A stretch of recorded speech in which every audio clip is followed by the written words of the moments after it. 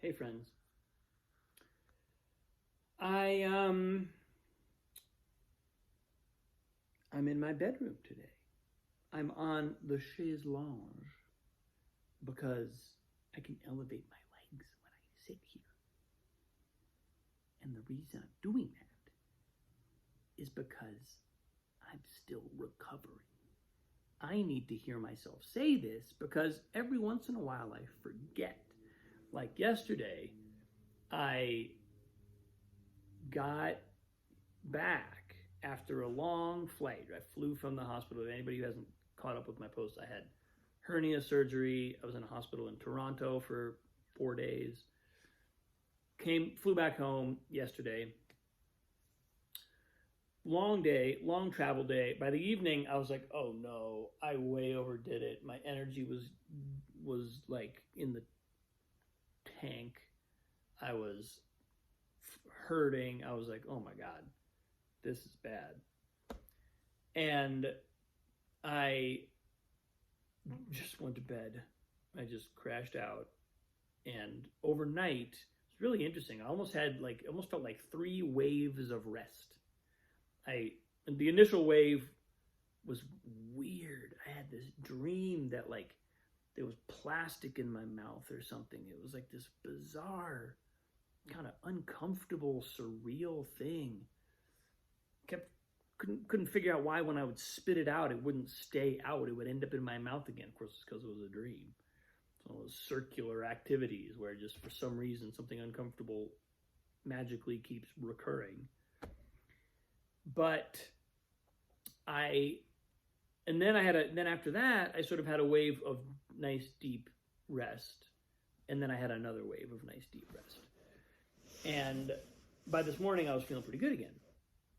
And I got up, started moving around, and before you know it, I'm like, oh, whoa, okay, think I need to just go lie down again. I'm gonna go do that.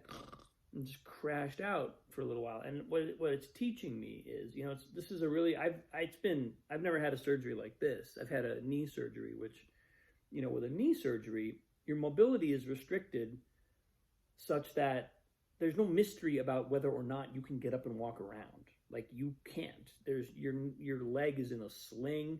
I think it's initially in a cast, or maybe not. Maybe they don't put them in a cast anymore, but they're in this thing that keeps it all held together, and then you kind of move it, to give it some activity. But like, it's very clear that your mobility is kind of, not there. But with a hernia surgery, you can kind of get up and walk around and pretend like things are normal, but things are not normal. And my system keeps clocking that. My system keeps recognizing, oh, what doing things costs me energy. The problem is, or not the problem, but like the thing that throws me off is that I will get full of energy and I'll feel like really just energized and like normal. I'll feel like I'm my normal self, living a normal day and doing normal things for like 2 hours, and then I crash. And I think the wisdom that I'm learning is, if I can know that that's coming before I push, before I actually kind of overextend myself, it'll feel like, okay, now I'm getting smart. Now I'm actually sort of getting on board with what my body needs, because I'm definitely in recovery time. That's what I'm observing. I'm in recovery time, and I need to acknowledge that. There's part of me that sort of thought, and I don't know why I thought this, but I sort of had this, I imagined that I would come back home and just ping right back into my usual activities, because, the fact is the pain isn't so bad. It's not so overwhelming that it slows me down that much. If I focus on it, or if I, like, God forbid, stretch into the area and actually feel what's going on, I'm like, whoa. But if I don't kind of deliberately get in there, it sort of leaves me alone.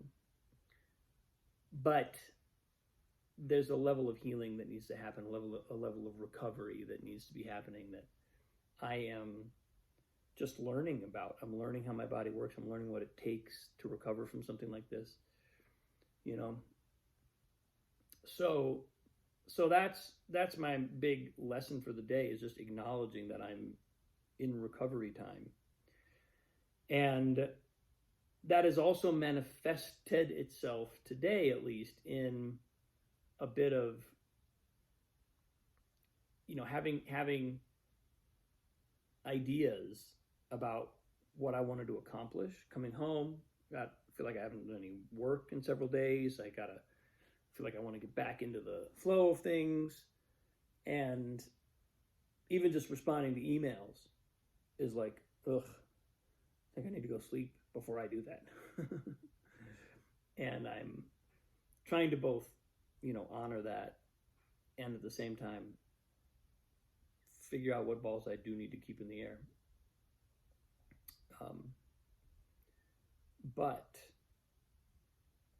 I am amazed at the wisdom of my body. I'm kind of blown. It's one of those, having a surgery is one of those things where, I'm the kind of person who I would never have surgery if I could avoid it, right? Like, why would you want to have your body cut open? And there's so much research, especially among sort of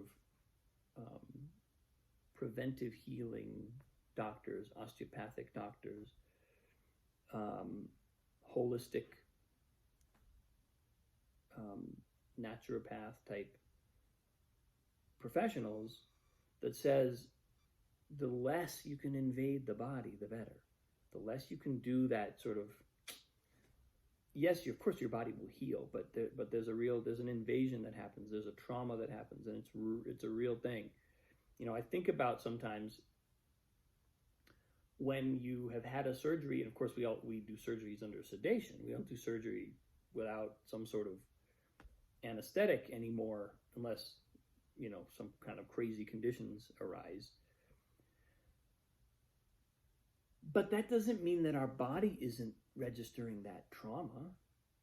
Our body is registering all the trauma.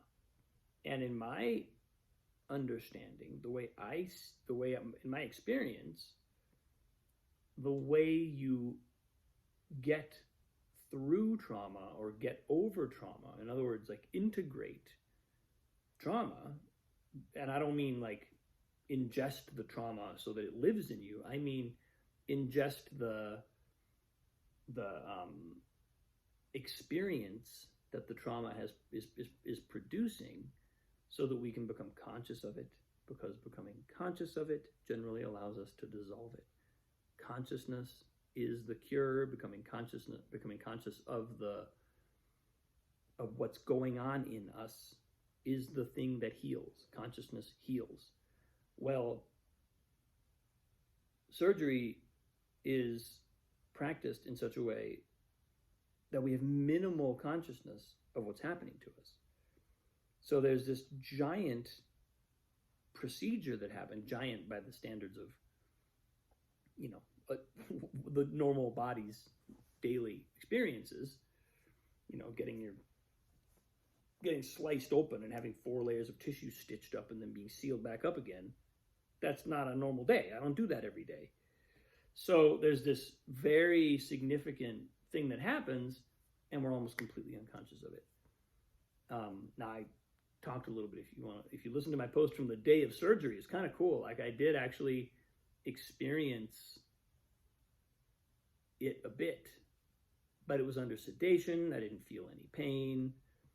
So I think what I'm clocking for myself, even just as I think it through, as I talk about it out loud, is that the job that I have now is to become conscious of it, right? I'm kind of glad that I've never had surgery without anesthetic. It's really amazing. People like Sadhguru. Sadhguru talks about a surgery that he had one time. He something happened on his motorbike, and the muscle in his calf was sliced almost entirely through, and he had to have surgery. And he went to a clinic, and the guy said, "I can't do surgery. I don't have any anesthetic." And the guy said, and Sadhguru said, "I need you to do it anyway. I need you to do it now." He's bleeding onto the floor. So he had this surgery without anesthetic, and he was fully conscious of it, and he maintained a casual. This is Sadhguru, right? Like, talk about mega consciousness. He's able to like just kind of like banter with the surgeon as this guy is stitching him up, and what do you know? He healed. He recovered from that very quickly. Now, I would have been hard pressed to be like, yeah, you know what I think we should do? Let's do this with no anesthetic. Just go for it, doc. Pin me down, and just be gentle with your scalpel. I don't think I could do it. I know I couldn't do it. And I would be most likely to completely bungle the surgery by my crazy pain reaction that I would have. And what I understand is, if I want to heal, I have to gradually become conscious of it. And now that it's in my body, I can take little bites out of it. Every day I can take a bite. Take a little bite of that trauma. Take a little bite of that pain. Take another little bite, another little bite, another little bite. And just really consistently ingest it, experience it, and it will, little by little, heal. But I'm glad that I've framed it for myself that way, because it kind of flips on its head this idea that what we want to do is get to a place where we're comfortable. We want the pain to go away. Of course we want the pain to go away, but we don't actually want the pain to go away before we've felt it. We want to feel the pain. We want to feel whatever is there. It's not all pain. Some of it is really, I have this weird feeling like there's going to be a new integrity in my body because of the amount of awareness that has become focused in that area. But that's actually valuable experience, and it's formative, it evolves me, and it's ultimately deeply healing. That feeling of pain is deeply healing. I've got to go in and experience the trauma so that I can be, so that in order to genuinely heal and not just sort of build up a bunch of scar tissue and sort of have the place be this knot that I don't feel into anymore. So that's my job. That's my job for the next several weeks and then several months. I know this. I know my body. It's going to take 6 months at least, probably more like 9 to 12 before I feel like I've fully absorbed this. There'll come a point where I don't feel it unless I try to, unless I deliberately go in there and attempt to make myself feel it, to help myself feel it more. But even after that point, there'll be plenty left to process. So, I kind of know how this works. I just got to be willing to step up and do it. So, anyway, that's my lesson of the day. Thanks for watching. I appreciate you. If any of you have had experiences like this, tell me about them. I'm curious. But thanks for tuning in. Have a great day. See you soon.